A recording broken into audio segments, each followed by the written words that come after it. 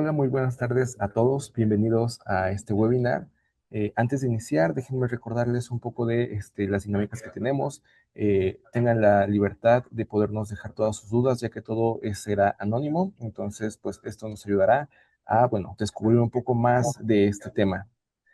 Y bien, entrando en el tema, hoy vamos a hablar sobre tu mascota, te protege o te enferma, la conexión invisible con tus defensas. Es muy común, o por lo menos a mí me tocó, que mi abuelita me llegaba a decir que las mascotas o los animales en general tienen muchos gérmenes y que es mejor pues no tocarlos o alejarlos porque pues te atraen enfermedades. Hoy está con nosotros la doctora Indira Hernández, quien nos va a hablar más sobre esto y si es verdad o no que atraen enfermedades. Les cedo la palabra. Hola a todos, muchas gracias por estar aquí. El día de yo soy la doctora Indira Hernández, soy la pediatra de la plataforma de Mi Doc Online. Y bueno, hoy vamos a hablar de un tema bastante interesante, ¿no? Y toca algo bastante cotidiano y que es muy querido para muchas familias, ¿no? Que son nuestras mascotas, ya sea un perro, un gato o cualquier otro animal de compañía, pues realmente dejan de ser una mascota y se convierten en parte, pues, de nuestra familia. Duermen cerca nuestro, juegan con nuestros hijos, nos dan compañía y bueno, van a formar parte pues de nuestra rutina en el día a día, ¿no? Pero realmente yo creo que nunca o casi nunca nos detenemos a pensar que esa convivencia también tiene pues una parte invisible, ¿no? No solamente compartimos el espacio donde vivimos, compartimos con ellos microorganismos,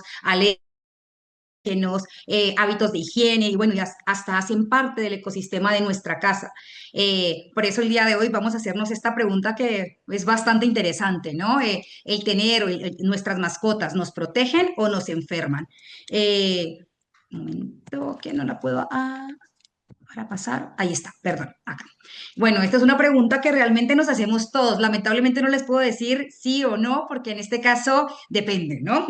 Como dice la canción, depende un poco de la edad en la vida en la que se introdujo la mascota, de nuestra parte genética, ¿no? De nuestra herencia que nos dejan nuestros padres, la presencia de alergias previas, ¿no? Es muy importante también la parte de higiene de nuestras mascotas, el control que tenemos con ellos y bueno, nuestro propio sistema inmunológico, ¿sí? Realmente una mascota sí que puede formar parte de un ambiente saludable, puede llegar a enriquecer nuestra exposición microbiana y acompañarnos, ¿no? Emocionalmente, pero también pueden desencadenar alergias, transmitir infecciones, si no tenemos ciertos cuidados. Por lo tanto, sí existe la protección, esto está comprobado, pero partimos de la base de un paciente no alérgico, ¿no? En un paciente que ya es alérgico, que desde chico comenzó a hacer síntomas o en cualquier momento de la vida ya hizo la alergia, en definitiva, pues no va a ser lo ideal para esa persona que conviva con mascotas, ¿no? Porque efectivamente va a seguir haciendo síntomas. Esto, como vamos a irlo viendo, bueno, me enferma realmente si soy una persona alérgica, particularmente hablando de el perrito, el gato o cualquier otro animal de compañía, si yo parto de una enfermedad que ya tengo, el tener una mascota me va a exacerbar los síntomas, ¿no? Esto, dejando a un lado el tema de la zoonosis, ¿no? Que son las enfermedades transmitidas por los animales, que si no hay un buen control de la mascota, si no lo estamos llevando al veterinario, si no lo estamos desparasitando o atendiendo en cuanto se enfermen, pues bueno, no solamente la alergia, ¿no? Acá también tenemos enfermedades transmitidas por animales. Eh, Acá, ay, perdón. Aquí, bueno, para hablar un poco del tema de la protección, porque es un tema bastante interesante, ¿no? Que se ha ampliado muchísimo en los últimos 10 15 años, es lo que es la microbiota intestinal.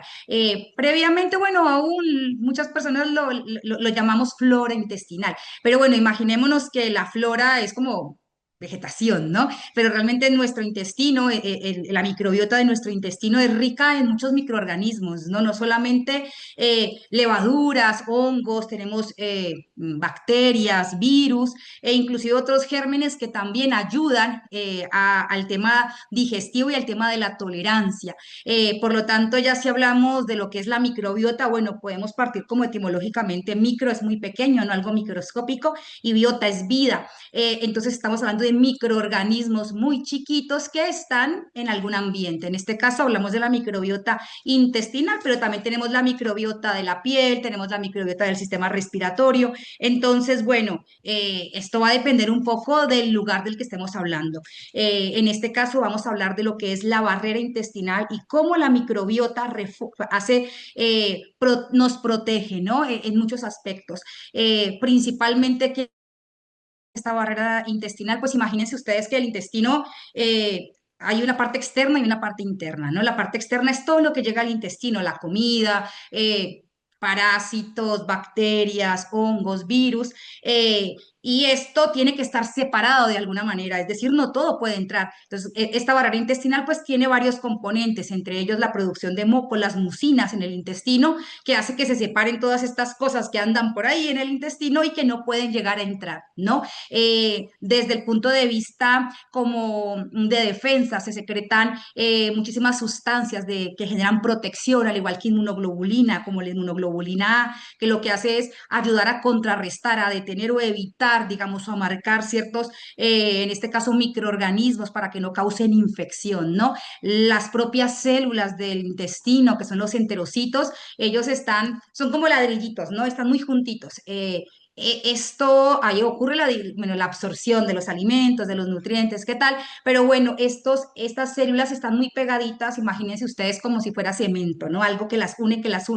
Cuando este cemento, cuando este pegamento que se encarga de unir las células está alterado porque disminuye la microbiota, que en parte, gran parte de su trabajo consiste en producir este pegamento, ¿no? Darle energía a los enterocitos, al perderse, pues comienzan a entrar de una manera anómala sustancias que no deberían. Hablamos de infección por un lado, ¿no? Ejemplo, bacterias, virus, pero viéndolo desde el punto de vista de la alergia, entran al interior del cuerpo como tal, a nuestras células, sustancias, llamémoslas proteínas, ¿no? Que son como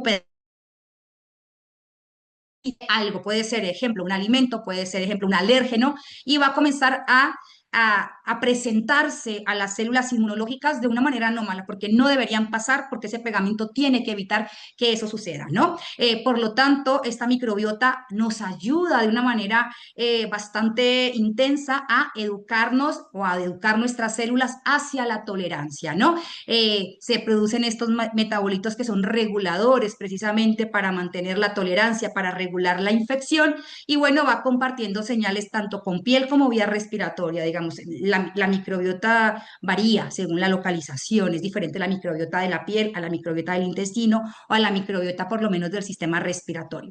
Por lo tanto, cuando hablamos que nuestras mascotas ayudan, es porque nos permiten tener una microbiota o una exposición a microorganismos diversa. Esto llega a entrenar al sistema inmunológico para que reconozca de manera adecuada lo que se debe tolerar y para que desconozca o no reaccione hacia ciertas sustancias a las que efectivamente no debería reaccionar.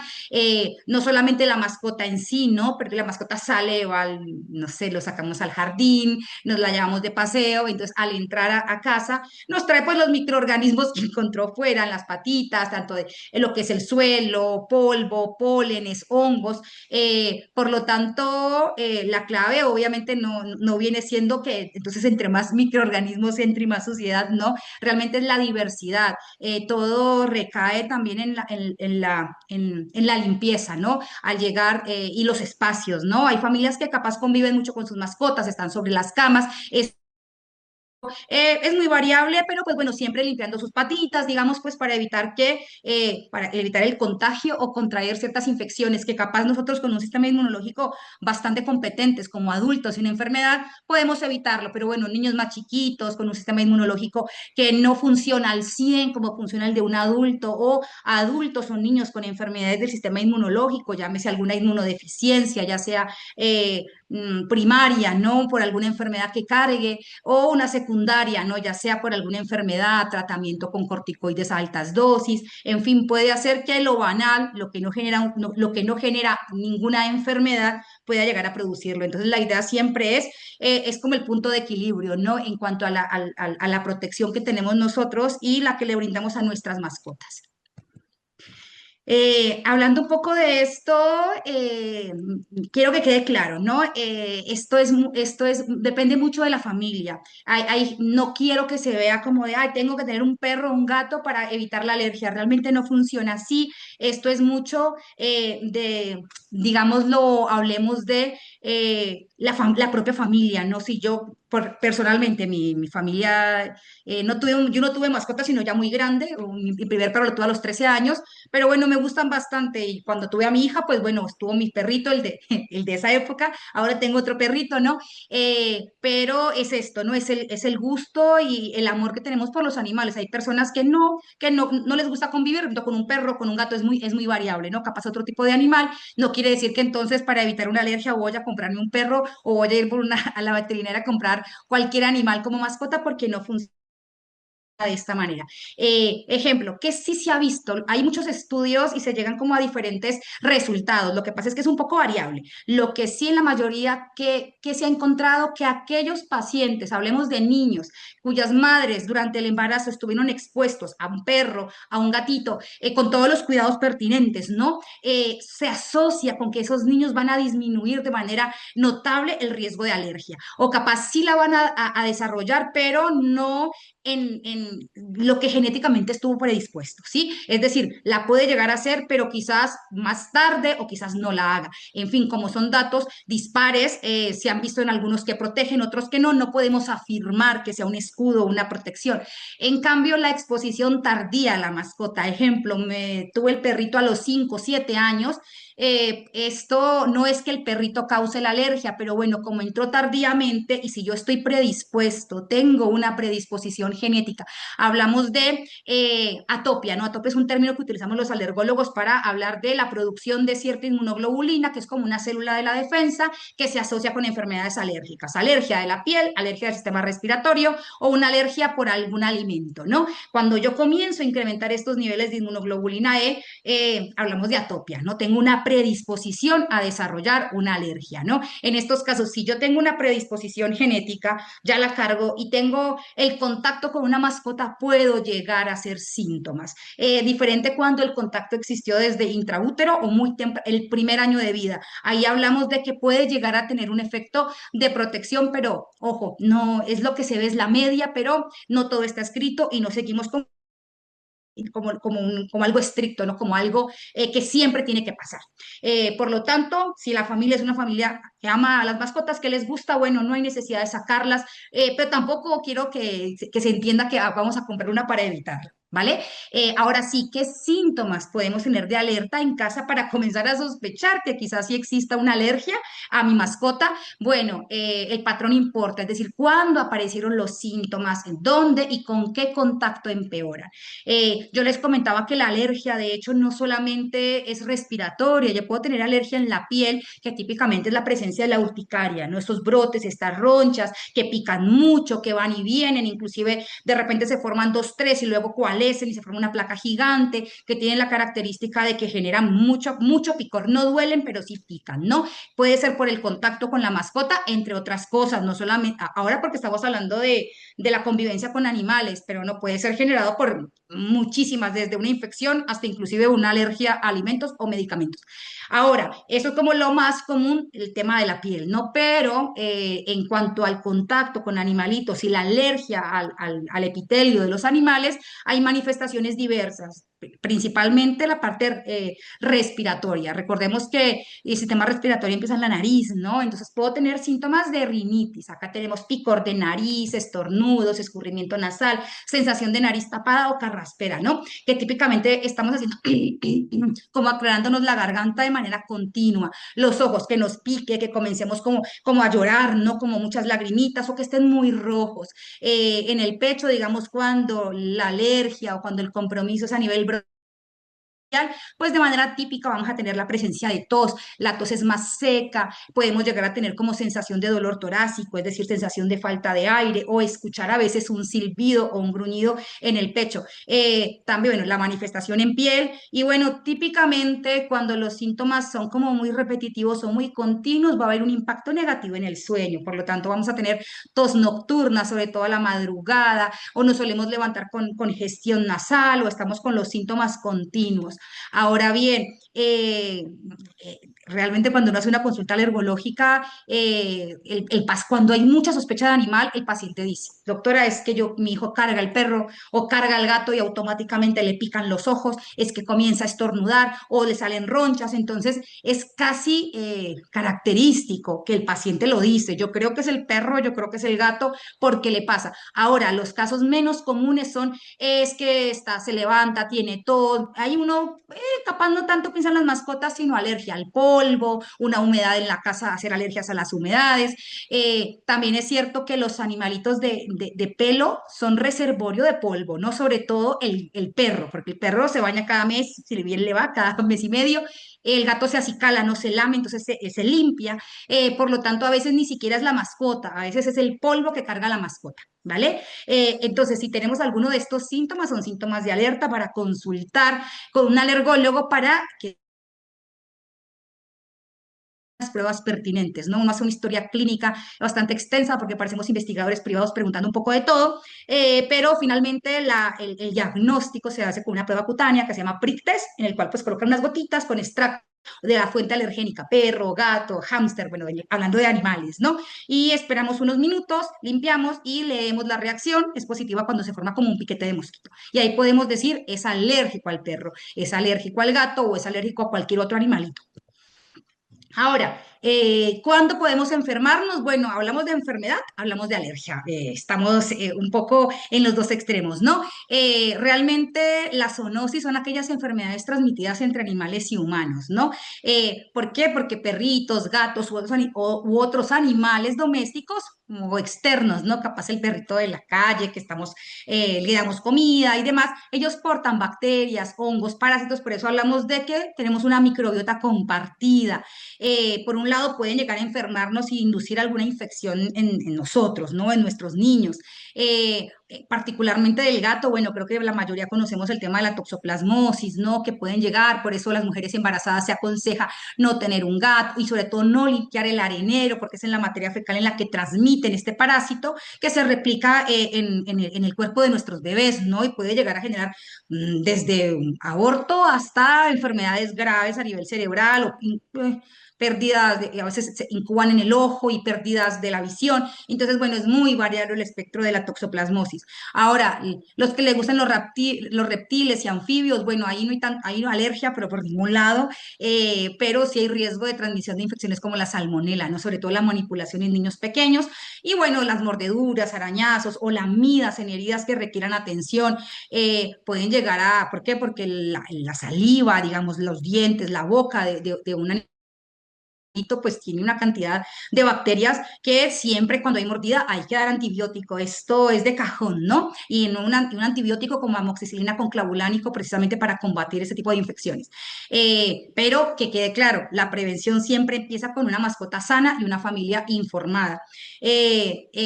Hablamos un poco de reglas de oro, pues para convivir sanamente con nuestras mascotas. Son pequeñas rutinas que van a bajar mucho el riesgo. Lavado de manos, digamos, siempre que nuestros hijos, bueno, nosotros lo hacemos como de cajón, ¿no? Que estamos con ellos y automáticamente, pues lo que vayamos a hacer la comida o el niño que se sienta a comer, hay que lavarse las manos después de tocar, alimentar o limpiar la mascota. Al recoger las heces o limpiar el arenero, siempre unas medidas estrictas de higiene, llevarlos al veterinario para que se pongan vacunas, para que sean desparasitados, evitar siempre que nos laman la cara o que les laman a nuestros hijos la boca, tipo que uno a veces los besitos, ¿no? Y demás que pues no deberíamos, ¿sí?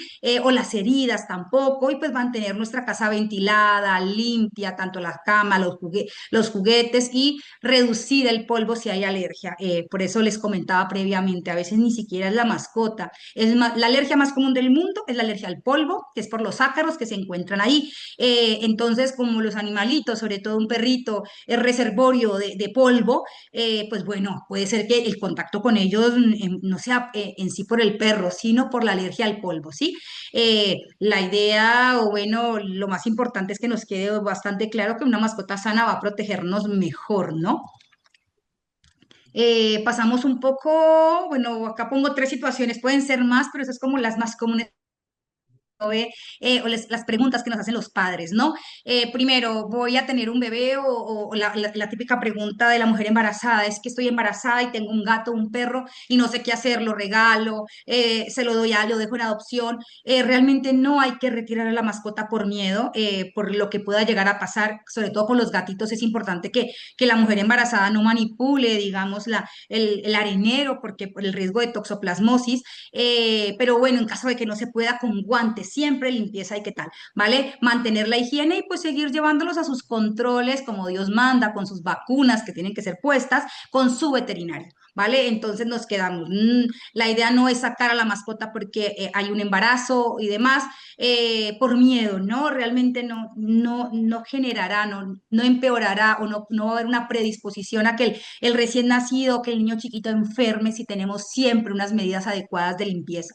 Ahora, el otro punto es el niño asmático con un gato o con un perro. Bueno, es como la mayoría de familias, por lo menos que yo veo en la consulta, hay una alergia ya establecida, ¿no? Entonces llega la mamá y, bueno, como yo soy alérgica, pues no hay gatos, pero a veces pasa que no tienen mascotas en casa, pero al contacto con mascotas de otras familias o inclusive en casos tan extremos de alergia puede ser que en el autobús, en el auto, donde estuvo un perro, donde estuvo un gato, ni siquiera es el pelito de los animales, es como la caspa, lo que queda en el aire y lo que genera la alergia. Inclusive no solamente la caspa, ahí puede haber alergia a, ejemplo, al líquido seminal de los perros, ¿no? Hay una proteína en el líquido seminal que obviamente es en los machos, que puede llegar a producir una alergia en los seres humanos, inclusive se relaciona con alergia al semen humano, ¿no? Porque hacen como son, se parece al antígeno prostático específico del hombre, entonces podemos llegar a tener una reacción, en eso es otro caso, ¿no? Pero el líquido seminal de los animales puede llegar a desencadenar síntomas de alergia. Estamos hablando de rinitis, de picor de nariz, de tos, de asma, ¿no? A veces la castración puede llegar a funcionar, pero pues no siempre funciona. Pero bueno, eso son las rarezas, ¿no? Lo más común es la alergia a la caspita de los animales. Por lo tanto, si yo tengo un niño asmático, que también puede ser un niño que era sano, con mascota, el que sea, un gato, un hámster, un perrito, de repente comienza con síntomas. Hablemos de síntomas al contacto. Si es un síntoma al contacto, uno ya puede imaginarse que lo más probable es que sea alergia al animalito, ¿no? Ahí lo que hay que hacer es tratar de limitar el contacto del paciente en lo que se valora, se hacen las pruebas y no sacarlo de casa. Lo que sí he visto es que en ocasiones cuando se saca la mascota, porque luego uno por sus hijos hace muchas cosas, ¿no? Pero al sacar empeora el estado el anímico del niño o del paciente y van a empeorar los síntomas. A veces si son cutáneos, las dermatitis empeoran y más por estrés. Entonces, yo siempre les digo, no hay necesidad por ahora, que no hay pruebas, no hagamos nada, limitemos el contacto, que el perrito, que el animalito no entre a la habitación, que no duerma en la cama, estarlo lavando más frecuentemente y disminuir como estas estancias en estas zonas para evitar el contacto, digamos, y ver si hay disminución de los síntomas, pero lo más importante es pues llevarlo a la consulta y evaluar la presencia de alergia, ¿sí? Por último, bueno, el caso con una mujer embarazada y la presencia de un gato, bueno, pues no tenemos tampoco que abandonar al gato, podemos delegarle a otra familia el arenero, y bueno, y si no es posible, el tema este de usar guantes, lavado de manos, en fin, para evitar el contagio o la presencia de ciertas infecciones. Por lo tanto, la recomendación correcta siempre viene siendo muy individualizada. Hacemos una historia clínica. Si alguno de ustedes alguna vez ha ido con una consulta alergológica, preguntamos desde si hay humedad en la casa, si hay depósitos de polvo, si hay si son minimalistas o no, si hay papel tapiz, porque todo lo que favorezca el depósito de polvo, pues bueno, favorece la presencia de ácaros, ¿no? Y bueno, importantísimo siempre mantener la salud de la mascota, no llevarla a sus controles veterinarios, ponerle sus vacunas, desparasitarla. Ejemplo, salgámonos de la alergia, no veamos parasitosis.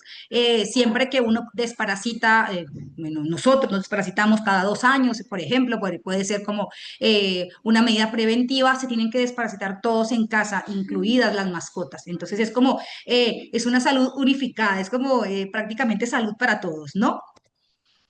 Ahora, checklist para convivir sanamente con tu mascota. Bueno, siempre, ya lo habíamos visto, lavar las manos después de jugar, acariciar, alimentar o limpiar a nuestra mascota, tenerlo con todas sus vacunas al día, desparasitarlo de manera interna y externa según la indicación veterinaria, porque dependiendo del tipo de desparasitante, pues bueno, 3 meses, algunos duran 6 meses, entonces sí es importante que el veterinario nos aclare esto, ¿no? Limpiar su camita, digamos, donde duerme el animalito, mantener también limpio platitos, ustedes ven que cuando uno les pone agua o alimento se pone lamoso, todo eso hay que lavarlo muy bien, sus juguetes, en el caso de las mantitas, todas lavarlas, yo siempre les digo, cada cuánto le cambiamos la ropa de cama, una semana, cada máximo, cada 10 días, igual, irle lavando sus juguetes y lavando sus mantitas, evitar que nos laman la cara, las heridas, digamos, en la boca, esto es desde el punto de vista de mascota, ¿qué puedo hacer yo con mis mascotas? Ahora,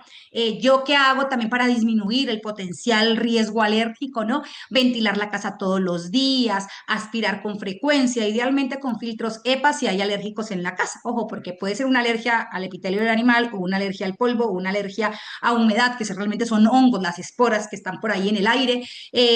Lo ideal siempre, ya cuando está establecida o diagnosticada una alergia, es la aspiración, ¿no? Evitar que el animalito duerma en la cama si hay una alergia, una dermatitis o un asma no controlada, o sabemos que algo está mal, pero no sabemos qué es, lo asociamos porque cuando toca, porque cuando juega, empeoran los síntomas, bueno, lo sacamos de la habitación del paciente, ¿sí? Bueno, siempre si hay diarrea o tiene algún síntoma el perrito, pues bueno, llevarlo al veterinario. En cuanto sospechemos, ¿no? Porque es muy llamativa la clínica, ¿no? Es como nariz, ojos, tos, como un asma que no sabemos, de una tos crónica, una tos seca que empeora con el contacto, pues bueno, hay que ir directamente con un alergólogo, bueno, de adulto, un alergólogo pediatra, ante la presencia de cualquiera de estos síntomas. ¿Para qué? Pues para hacer un diagnóstico, ¿sí? Siempre hay que fomentar, bueno, una convivencia con amor, pero con reglas. Cuidar a la mascota también nos protege a nosotros. Realmente una mascota sana, bien cuidada, con una familia informada, puede formar parte de lo que es una convivencia segura y saludable. Bueno, no sé ahora un poco si tienen preguntas, digamos, o situaciones, alguien tiene alguna duda en cuanto pues bueno, a este tema que pues es bastante interesante, ¿no? Sobre todo ese tema de la microbiota y la modulación de la respuesta inmunológica a través de los microorganismos que viven en nuestro intestino. Sí, nos preguntan si hay razas de perros que dicen o anuncian que son hipoalergénicas. ¿Esto sí No. funciona o no? Es más un mito. Es un mito, una leyenda, porque realmente no es el pelo del perro, el pelito del perro no es lo que genera. Hay como dos cosas diferentes. Hay irritación, digamos, hay dermatitis irritativas o dermatitis por contacto. En personas con dermatitis atópica, ejemplo, ¿qué es la dermatitis atópica? Es este paciente que tiene quita, ¿no? Que se rasca y le quedan esas líneas blancas, o que en las manos, así, sobre todo en invierno, que empeoran tanto los síntomas, se ponen como blancuzcas, o que de repente, no sé, o estoy sudando y me sale como ronchas en la piel, o me sale como puntitos. Bueno, hablamos de dermatitis atopia, piel reseca, piel sensible. Bueno, en estas personas el pelo per se, sin mediar por alergia, le irrita, ¿sí? Entonces le cae el pelo encima y comienza y claro, te rascas, te inflamas, te salen ronchas, y esto sí puede cambiar el panorama en un paciente. Capaz, los animalitos de pelo más grueso generan como más irritación que el animalito de pelo más como suavecito, ¿no? Estos animalitos a veces generan menos problema. En cuanto a la alergia, no, a veces no los venden, porque sí me lo han preguntado mucho en la consulta. No, no hay un animalito que sea hipoalergénico. Realmente no es el pelito lo que genera alergia, es la caspa, por así decirlo, ¿no? Como lo que sale de la piel. Y esto, pues, todos lo producen, independiente que sean de pelo largo, pelo corto o que tengamos un cholo en casa, ¿no? Todos lo llegan a producir. Y hablando del pelo de los perritos o de los animales, ¿cómo nos afecta cuando lo respiramos? No, desde que no haya una alergia, podemos respirar el pelito del perro. De hecho, pues todos los que tenemos mascotas en algún punto casi casi que nos vayamos y tenemos pelito por todas partes, o en nuestra ropa, puede generar irritación en la piel, efectivamente si tenemos pieles sensibles. Ahora, no, nunca va a llegar a la parte baja de la vía respiratoria porque tenemos el reflejo de la tos, ¿no? Y en cuanto llegan cosas que, y aparte el pelo, por más pequeño y delgado que sea un pelito de perro o de gato, es grandísimo comparado con lo que el sistema respiratorio saca en una tos. Entonces, en cuanto se queda, digamos que en nuestra vía respiratoria tenemos unas células que tienen unos, como, se llaman cilios, que son como escobitas. Entonces, en cuanto eso llega, se va a comenzar a pegar y esos cilios tienen una capa de moco. Se queda pegado ahí y luego los cilios, como se van moviendo, eso lo va sacando hacia afuera, ¿no? Como lo sacamos en una expectoración, en una tos o en una flema, ¿no? Vamos sacando. Difícilmente el pelo va a llegar a un alveolo, que es como la célula en la que ocurre el intercambio gaseoso. Hasta allá no llega un pelito de perro. Por lo tanto, pues sí, pueden llegar a quedarse hasta en garganta, parte alta de vía respiratoria, pero no sigue bajando, digamos. El sistema inmune y el sistema respiratorio contrarresta esto y evita que pase y se expectora. Ok, muy bien. Nos comentan ahora, mi hijo tiene rinitis alérgica. Tuvo ya una cirugía de amígdalas y adenoides, por lo que menciona, una mascota puede exacerbar sus alergias. Sí y no. Puede llegar a exacerbar las alergias siempre y cuando el niño sea alérgico a la mascota. Es decir, si ya sacaron amígdalas y si ya sacaron las adenoides, digamos que son tejidos linfáticos, que son, digamos, son ganglios linfáticos realmente, son pequeños ganglios que están aquí en esta parte alta que cuando uno se enferma producen glóbulos blancos, por eso crecen.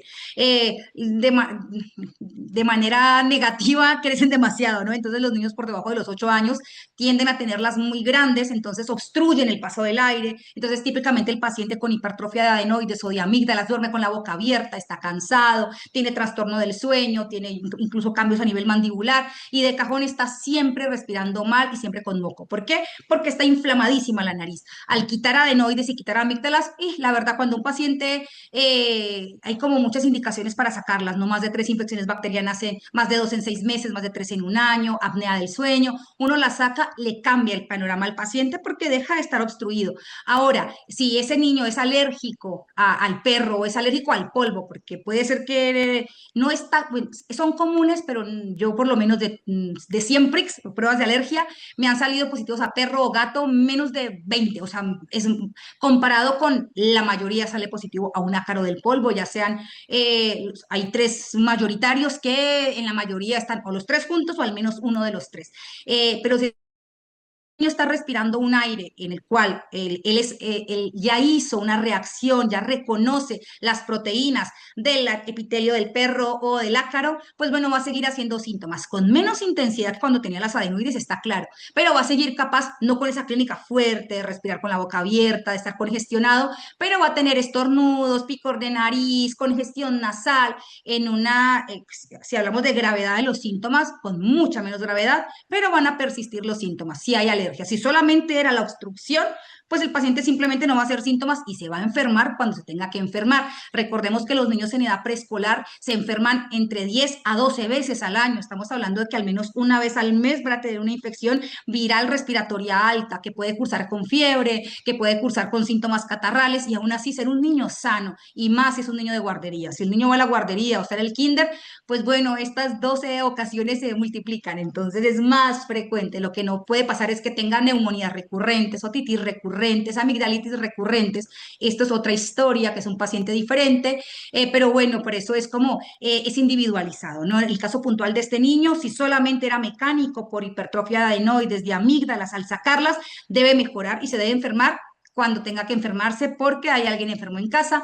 Ahora, si el niño es alérgico, continuará con los síntomas, quizás con menos gravedad, pero bueno, persistirá. Ejemplo, la alergia al polvo, típicamente el paciente se levanta congestionado, se levanta con picor de nariz, se levanta con estornudos, comienza con una tosecilla, una carraspera, y en la mayoría son síntomas tan autolimitados que 5 minutos, 10 minutos estornudaron y pasó, y no más. Sí, eso es típico del polvo. En cambio, con los animales los síntomas casi al contacto, híjole, agarró al perrito, jugó con el perrito y de repente urticaria, de repente comenzó con muchos estornudos, le pica mucho la nariz, entonces es muy llamativa porque hay una fuerte asociación con la mascota. Uno entra en duda, pero ya cuando es el prick test uno dice, bueno, sí, hay síntomas, ¿no? Entonces, ¿qué podemos hacer? Limitar el espacio de la mascota o si podemos ubicarla con una familia y demás, y evaluar un poco la mejoría, porque a veces yo les digo, ya está, no salió positivo, pero también hay ácaros del polvo, salió positivo el perro, el perro es depósito de polvo, entonces capaz déjenlo con un hermano, con un familiar y evitemos al perrito un par de semanas o limiten el acceso a la habitación, que es como lo más importante. Si al quitar a la mascota los síntomas mejoran abismalmente, bueno, ya tenemos una conexión. Ahora bien, por lo menos en México vacunan para las alergias animales, vacunan alergia al perro, al gato. Yo me formé como alergóloga en Europa, entonces allá se maneja un poco la alergia diferente. Allá es impensable vacunar a alguien, al perro porque tiene perro, a no ser que seas veterinario, que tu trabajo tenga que ver con mascotas. Pero bueno, aquí en México sí que lo hacen, sí se maneja la vacunación para mascotas, que sería la otra opción, ¿no? En caso de que es mi perro, es familia, lo que podemos hacer es limitar el contacto y se puede pautar una inmunoterapia, ya sea sublingual o subcutánea, en este caso al perro, al gato, o bueno, que son los animales más comunes, ¿no? Muy bien, nos hacen otro comentario. Mi hijo convive mucho con una de mis mascotas. He notado que a veces batalla para respirar, pero antes no había presentado estos detalles. ¿Será que es por la caspa o puede ser por otra cosa? Eh, voy a utilizar un término que cuando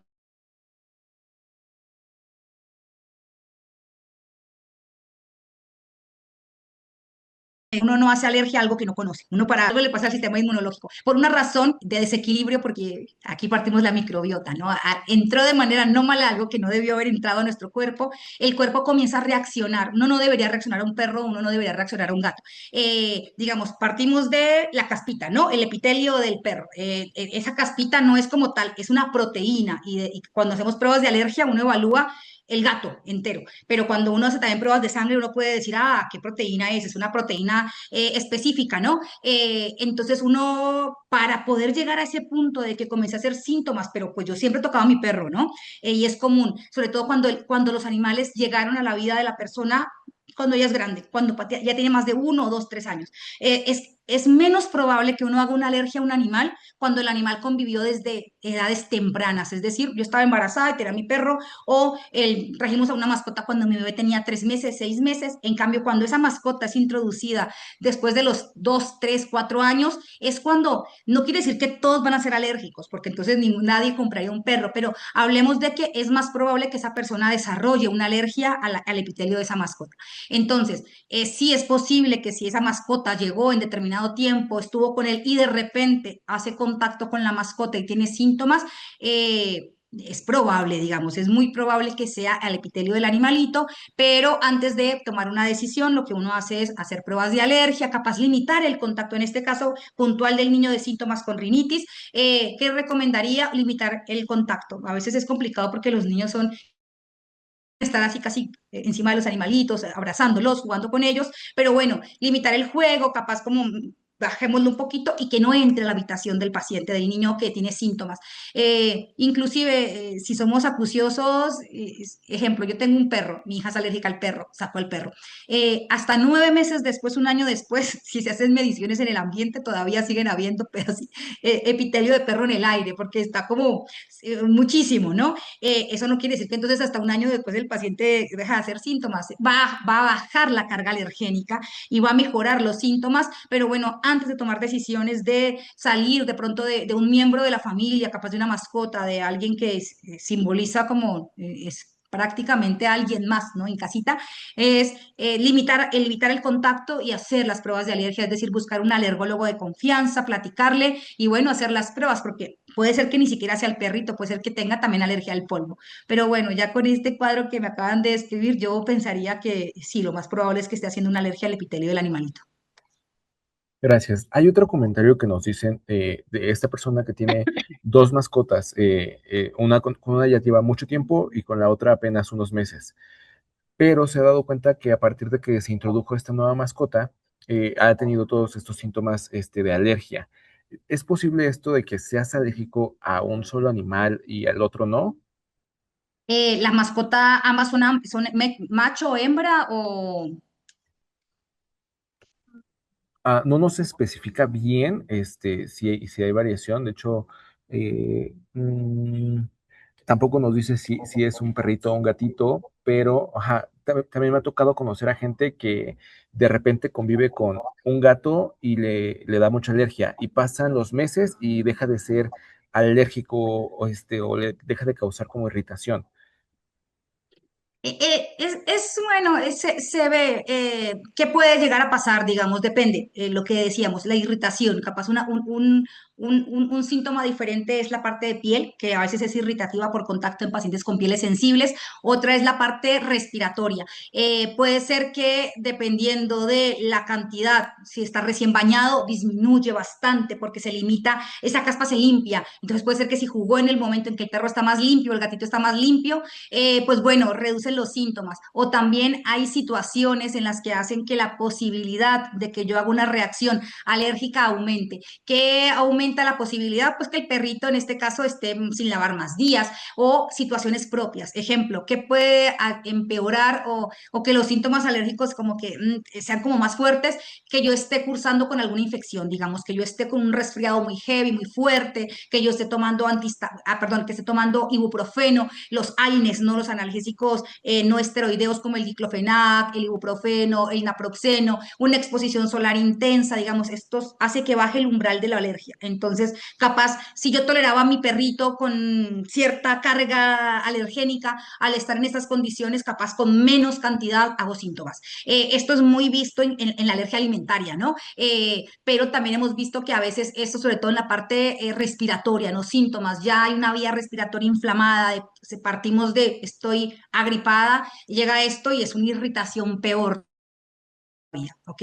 En cuanto al tema de la mascota, que había una, que había la otra, es raro que suceda, no sé el contexto, no sé el tema de la limpieza o puede ser, ¿no? En caso de a veces pasa el tema de la alergia al líquido seminal, ¿no? Que capaz una es una hembra y no da síntomas y llegó un macho y yo esté haciendo síntomas al líquido seminal del macho, ¿no? Que no es que estemos en contacto directo, pero digamos, se produce, digamos, es normal, es una respuesta fisiológica y en estos casos, cuando pasan este tipo de cosas, es cuando uno lo sospecha, ¿no? Sí, justo nos comenta que con la que lleva más tiempo es hembra y el que acaba Ok. de integrarse es macho. Yo, si me llega a mí, en lo que yo sospecharía más es algo de una alergia, digamos, al líquido seminal, ¿no? Que es raro y a veces como que dice, pero ¿cómo? Pero sucede, ¿no? Y ni siquiera este tipo de alergia se diagnostica con un prick test. En estos casos, o sea, no se hace con pruebas cutáneas. Lo que hay que hacer es una analítica, que es una prueba de sangre que se llama Immunocap, en la cual uno testea de manera específica las proteínas, ejemplo, los antígenos, por así decirlo, que son pequeñas proteínas de los perros, CAN-F, bueno, de canis, ¿no? De animal. El CAN-F1 es la mayor, el CAN-F2, CAN-F5, CAN-F3, digamos que el del líquido seminal es la CAN-F5. Entonces uno mide esto para, en definitiva, saber si existe o no existe. ¿Qué se puede hacer?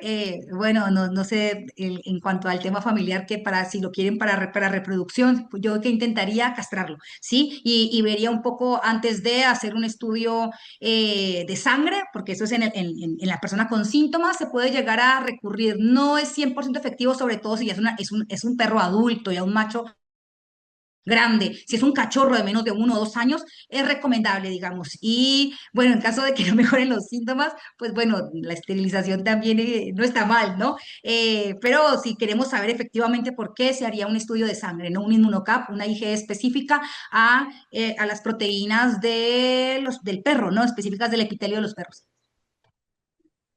Gracias. También nos preguntan respecto a los gatos, para tener todo este tema de limpieza, en caso de vivir en un departamento, ¿dónde es el lugar adecuado para colocar el arenero? Y yo les recomiendo, lo que pasa es que depende del lugar, porque si hace mucho frío, podemos colocar el arenero en el balcón, ¿no? O si hay un patiecito, una zona de lavado ahí, y irlo cambiando la arena, es que depende, 5 días, 7 días, la verdad no tengo muchos gatos, pero los amigos que tienen, esto es como por mucho dejan pasar 5 y depende también de lo sucio que se vea, ¿no? Pero a diario no hay necesidad, pero por lo menos sí cada 5, cada 7 días y del olor, ¿no? A veces se ensucia más rápido que en otras ocasiones, pero no en una habitación, digamos, porque no es lo ideal, debería estar en un lugar en donde haya cierta ventilación o bueno, capaz ser más acuciosos con el cambio, cada 2, cada 3 días, ¿no? En caso de que no dispongamos de un balcón en la casa. No dejarlo cerca de la cocina, ni en donde vamos a comer, tampoco en la habitación. Capaz inclusive a veces lo que hacen es en un baño, sí, pero que ventilar también, que tenga por lo menos cierto sistema de ventilación o sacar, cambiar la arena cada 2, cada 3 días. Ok, correcto. Y respecto a las pulgas y garrapatas, ¿estas son contagiosas para los humanos? Eh, Y hay una enfermedad que se llama la enfermedad de Lyme, que yo creo que la mayoría hemos escuchado a Thalía sufrir con su enfermedad de Lyme, o por lo menos aquí en México es como mi referente. Hay muchos músicos, ejemplo, en Estados Unidos hay varios que contrajeron la enfermedad de Lyme por la picadura de una garrapata. Ahora bien, la única manera es que yo desparasite y le coloque los medicamentos, ya sea inyectables o tabletas a mis perritos para que no se les pues para que no se le prendan, porque realmente el contagio es porque ellos tienen la garrapata. Ahora, no todas las garrapatas tienen la infección, ¿no? Estamos hablando que tuvo que haber picado, y, bueno, a una persona y contagiar es como digamos en México no es tan prevalente, por lo menos no en la zona, bueno, no en Puebla, no en Ciudad de México, capaz más al norte sí que hay más casos, pero esto se previene con desparasitaciones internas y externas de nuestras mascotas. Si no existen, estamos en riesgo, sí, sobre todo de transmitir este tipo de infecciones, ¿no? Que son fácilmente prevenibles si tenemos un adecuado control con nuestras mascotas. Ok, muchas gracias. Respecto a dormir con los animales, ¿hay alguna contraindicación para esto? Híjole, lo que pasa es que yo así en casa de Herrero, hasta donde Pablo, yo soy alergóloga, pero bueno, no es que no se deba, ¿sí? Si uno lo hace con medidas básicas de higiene, yo por lo menos, bueno, yo soy alergóloga y mi perro es una alergia viviente, tiene alergia alimentaria, alergia respiratoria y tiene la dermatitis atópica canina. Entonces, él no puede ni salir al pasto porque automáticamente me ha hecho, de hecho, anafilaxias, hace urticarias por cuando ingiere de manera accidental algo. Si somos de entrada de cajón, con los niños yo les diría no lo dejen. Claro, no lo permitamos, o sea, debe haber un contacto, pero también debe estar en su camita y qué tal. Ahora, si ya somos adultos y estamos acostumbrados a esto, se va a subir a la cama, hay, no sé, ejemplo, las toallitas húmedas para limpiar las patitas, siempre, ejemplo, yo saco a mi perro y entre que higiene, pero lo más lo hago por alergia, porque donde no lo limpia es una dermatitis muy, muy heavy, entonces la limpieza adecuada o lavarle sus patitas, luego hay tipo como, como cuando había COVID, ¿no? Que nos lavamos los pies y dejamos los zapatos en la entrada, algo así con las patitas de los perros. Esto sí es muy importante. Si el perro se sube a la cama, capaz en la sala o en los muebles, bueno, pasa porque uno se sienta, pero donde uno duerme y entran con cosas de fuera, hay materia fecal en el piso, hay de todo, eso es una cosa bárbara. Entonces sí, cuando entran a casa y si se suben a nuestras camas, siempre lavado de patitas, ¿no? Limpieza, no es recomendable con los niños. Yo siempre les digo a los pacientes, el sistema inmunológico de un niño es equivalente al de un adulto después del octavo año de vida, ya igualito a los 10 12 años. Entonces, antes de los 10 de los 8 años es un sistema inmunológico débil, similar al de un adulto mayor por arriba de los 65, bueno, 70 80 años, es como los extremos de la vida, sistema inmunológico deprimido. Entonces, si mi sistema inmunológico no está al 100 y me traen una infección de fuera, lo más probable es que la infección avance más, o sea, más grave que para mí un adulto sano, ¿no? También hay que mencionar los adultos o los niños con enfermedades inmunológicas, ¿no? Inmunodeficiencias primarias, ¿no? Déficit de anticuerpos, alguna enfermedad desde intraútero, ¿no? Que hace que mis defensas no estén al 100, ¿no? Entonces me enfermo más, ahí más cuidado, no se trata de sacarlo, sino de tener mucho cuidado y limitar el contacto, que no sea tan estrecho, ¿no? En estos pacientes, o ejemplo, adultos que tengan cáncer, que estén o con tratamientos con medicamentos que inmunodeprimen, ahí es como que las medidas tienen que ser como más fuertes, ¿no? Para evitar el contagio de enfermedades. Ok, ok. Y respecto a darle besos a las mascotas, en el pelaje y todo eso, Digo, si yo soy una persona sana y tengo mi animalito, está súper bien cuidado, por lo menos en la boca para mí no, no se debería, ya si de manera accidental, porque a veces pasa, ya hasta te pasan y te dan el lengüetazo, ¿no? Tampoco es de alarmarme y voy a ir, no, pero es mejor evitarlo, ¿sí? La microbiota se fortalece con el contacto estrecho de convivencia, porque jugamos con ellos, porque duermen en nuestros sillones, capaz duermen en nuestra cama, pero permitir ya besos y demás ya es mucho, es muy gusto del consumidor, ¿no? Pero preferiblemente no, si podríamos evitarlo, sí. Capaz un besito que en el pelaje, no sé, que uno los abraza y los mima, sí, pero ya besos directos y demás, digo, por el tema de higiene, sí, tienen, ahí sí, así como los seres humanos tenemos lo más sucio, es lo que está debajo de las uñas, ¿no? Que es ahí de todo. En los perritos es la boca, ¿no? Inclusive como no se limpian los dientes, no lo hacemos, tienen mucho sarro y en ese sarro que se forma hay una cantidad de bacterias inimaginable. Para el limpiado de las mascotas cuando las sacamos a pasear, ¿es suficiente solo con toallitas desinfectantes o toallitas como para limpiar bebés? ¿O se requiere un lavado más Eh, profundo? Yo más que una limpieza, porque todas tienen alcohol, ¿sí? Entonces, si es un perrito sano, digamos, no pasa nada, pero si es un perrito alérgico, digamos que tiene dermatitis, sí le va a empeorar. Entonces, muchas veces agüita nada más, se limpia y con un trapito o toallitas húmedas. Por lo menos yo compro estas de hipoalergénicas que venden de Kleenex o, no sé, voy a alguna cosa de mascotas y compro las de perrito, ¿no? Depende cuando se me están acabando en por dónde ande. Pero sí es importante limpiar las patitas cuando salgan y así, para evitar que traigan gérmenes de fuera y en el caso de alergias de ellos, pues también para disminuir pues el contacto de eso y que no se nos enfermen. Y en enfermedades, o sea, ya vimos que hay enfermedades que ellos nos pueden transmitir. ¿Nosotros les podemos transmitir a ellos alguna enfermedad? No, realmente no, no, no está, digamos, como el tema de la rabia, ¿no? Precisamente que hace poco había una noticia de un niño que falleció en Canadá por el contacto con un murciélago. No, no tenemos esta parte compartida. Lo que pasa es que sí aumenta el riesgo, ¿no? De traer microorganismos que no deberían estar en contacto con nosotros. Pero como tal una enfermedad, digo, con la enfermedad de Lyme sí, pero ni siquiera el perro la desarrolla. Ellos son portadores, son lo que llamamos vectores. Ellos transmiten, pero no tienen la enfermedad. Eso sí pueden realizar muchas veces, ¿no? Nos traen cosas de fuera, ellos no se enferman, pero nosotros sí.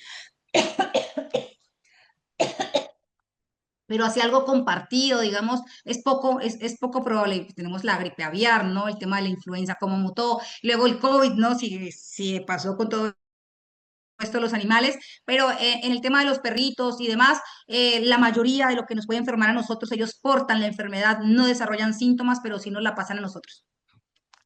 Ok, y bueno, para ir terminando el tema, he escuchado por ahí que se dice que es más sano un niño que convive con animales que un niño que no lo hace. Esto se debe a esta interacción, pero más allá de eso, y regresando a la parte de la microbiota, ¿cómo afecta en verdad a un niño que no convive con animales ya en su etapa adulta? Ok. Bueno, acá hay algo muy interesante que se llama la teoría de la higiene. La teoría de la higiene nos dice, imaginemos el sistema inmunológico como si fuera, no sé cómo se llama, el sub y baja cuando juegan los niños, ¿no? Digamos que lo que debe pasar es que estén equilibrados, es decir, que suba y baja, pero no que suba mucho y o que baje mucho del otro lado. A esto hablamos de equilibrio. Normalmente nuestro sistema inmunológico debería ser equilibrado y debería tener una respuesta hacia la tolerancia. Ahora bien, esta teoría de la higiene afirma que las enfermedades alérgicas son más frecuentes en países más desarrollados, hablemos con más recursos, o inclusive dentro de un mismo país es más alérgico las personas que tienen de pronto más acceso a la salud, ejemplo, en las ciudades es más común la alergia y capaz en las zonas rurales es más común la infección. ¿Por qué? Porque, digamos, los ambientes limpios hacen que el sistema inmunológico esté como no está combatiendo nada, como no hay una infección que contrarrestar, el sistema inmunológico está como, entonces va a reaccionar o tiene mayor oportunidad de reaccionar a algo a lo que no debería. Esto partimos de ahí, ¿no? Pero siempre hay una predisposición genética. Ahora, en estos niños de zonas más rurales que no tienen capaz acceso a agua potable, que pasa, o que no tienen acceso a sistemas de vacunación eficientes, o que se nos enferman más porque pues andan de fuera, porque están descalzos. Estos niños casi alergias no existen, ¿no? En estos niños lo que hay es gastroenteritis, infecciones respiratorias altas, infecciones respiratorias bajas. ¿Por qué? Porque el sistema inmunológico está combatiendo una infección, o acá el sistema inmunológico está todo tan limpio que comienza como a desregularse, ¿no? Entonces comienza a reaccionar a lo que no debería. No quiere decir que porque entonces yo soy muy limpio, entonces, no necesariamente. ¿Por qué? Porque, como les decía, hay una predisposición genética, sobre todo de progenitores, ¿no? O familiares de línea en primer grado, tíos, hermanos y sobre todo la madre. Cuando la madre tiene una alergia, y no solamente una alergia a un animal, estamos hablando de una alergia alimentaria, una alergia a un medicamento, una alergia cutánea, una alergia, inclusive alergia a un alimento, esa atopia, llamémosle, porque está produciendo inmunoglobulina E, le puede transmitir genéticamente a su hijo o a su hija la predisposición a reaccionar a algo que no tiene que ser lo mismo de la madre. Ah, porque yo soy alérgica a la amoxicilina, mi hijo va a ser alérgico. No, puede ser alérgico al perro, al gato, a un hongo, es variable, ¿no? Depende del entorno, depende del contacto, depende en parte de la microbiota y mi propia predisposición. Ahora bien, si yo estoy viviendo en una casa con una humedad bárbara, que en las paredes están esa pelucita negra, que casi eso es un hongo, ¿no? La mayoría son alternarias, cladosporium, ¿no? Hongos que producen esporas y yo estoy respirando esa espora. Tengo un sistema inmunológico va a comenzar a reaccionar porque cargo genéticamente una predisposición, pues voy a acabar haciendo una alergia a ese hongo. O si tengo mucho polvo en mi casa, voy a acabar haciendo alergia a determinadas cosas. No, no quiere decir que todo el mundo haga síntomas porque depende del ambiente, de las concentraciones y depende de mi herencia, ¿no? De lo que heredé de mis padres, ¿no? Pues ven, es muy importante que tengamos nuevos hábitos de limpieza, sobre todo si ya identificamos ciertos factores que creemos que nos podrían estar dando alergia. Como dice la doctora, antes de anticiparnos y tomar medidas como drásticas, como sacar a nuestras mascotas o algo así, podemos empezar descartando otras variantes hasta que encontremos pues eso que nos está generando como incomodidad. Doctora, ¿en qué horario la podemos encontrar en la aplicación si alguien gusta consultarse con usted? Ahora sí estoy como en propaganda. Me pueden encontrar de lunes a viernes. Estamos lunes, miércoles y viernes en las tardes. Empezamos a las 4 p.m. Último paciente se agenda a las 8:30 p.m. Y martes y jueves desde las 8 de la mañana hasta la 1. Es decir, el último paciente se agenda a las 12:30 p.m. En ese horario pues podemos valorar pacientes. Importantísimo es que para poder valorar a un niño o a un adulto, bueno, yo soy pediatra, ¿no? Pero cualquier paciente tiene que tener su propio perfil, es decir, en este caso el titular de mi Doc Online, que es la persona que recibe la prestación, usualmente tiene como tres beneficiarios. El paciente tiene que tener su propio perfil dentro de la plataforma, por lo tanto el titular debe dar de alta un nuevo beneficiario con un correo electrónico. Con ese correo electrónico el papá, la mamá va a crear el perfil del paciente con el nombre completo del niño o de la niña, su fecha de nacimiento, y desde ahí podemos valorar al paciente pediátrico, ¿vale? Eso también es válido para adultos, porque la historia clínica finalmente es un documento legal y nos sirve para hacer un diagnóstico y para emitir una receta. Por lo tanto, no podemos dar diagnósticos con el nombre de otra persona o dar una receta a nombre de otra persona. Por eso es tan importante, porque a veces es un poco molesto para los papás, ¿no? Porque es mi bebé recién nacido, por más de que sea un bebé recién nacido, pues ya es un ser independiente y para poder verlo necesitamos hacer una historia clínica a nombre del paciente, ¿no? Y emitir una receta y dar un diagnóstico, pues a nombre del paciente que fue valorado en la consulta. Eso es correcto. Igual si llegan a tener alguna otra duda antes de iniciar una consulta, pueden contactarnos por nuestros medios oficiales. Está nuestro número de soporte o en nuestras redes sociales, los podemos referir para darles la orientación adecuada. Pues bueno, les agradezco mucho a todos su atención. Doctora, muchas gracias por esta ponencia. Al finalizar, les va a aparecer un breve cuestionario con el que nos van a poder ayudar con nuevos temas que les podemos traer. Y les recuerdo que esta presentación, así como los otros webinars, se suben a nuestro canal de YouTube. Les agradezco mucho, que tengan muy buena tarde. Hasta luego, gracias a todos, linda tarde, bye.